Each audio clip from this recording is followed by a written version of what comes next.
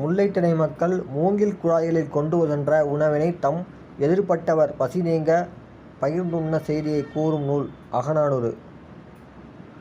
பயிரிட வைத்திருந்த விதையை உரலிலிட்டு குத்தி பசி போக்கிய நிகழ்வு பற்றி கூறுவது புறநானூறு.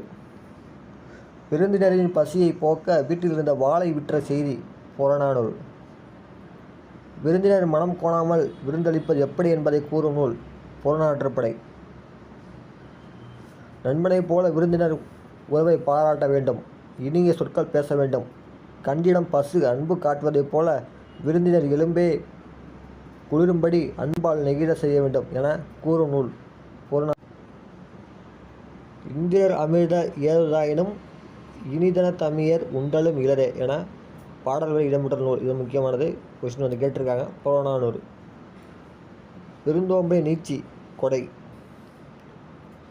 புல்லால் வேயப்பட்ட குடிசைகளில் வாழ்ந்த எளிய மக்கள் விருந்தோம்பல் பற்றி கூறுவது மலைபடுகடாம். விருந்தோம்பலின் அடிப்படை பசியை போக்குதல். தொல்குடி விழுமியத்தில் விளைந்த அரியதொரு விழுமியம் விருந்தோம்பல். தொல்குடி விழுமியத்தில் செல்வமாக கருதப்பட்டவர்கள் முதியோர்கள். அறநினைந்து மூத்த அறிவுடையார் கேண்மை திறனறிந்து தேர்ந்து கொள்ளல் என பாடல் வழி இடம்பெற்றுள்ள நூல் திருக்குறள். மூத்தோரான அறிவுடையரின் நட்பை விரும்பி ஏற்கச் சொன்னவர் வள்ளுவர். திருக்குறள் உள்ள பாடல் தான் இது.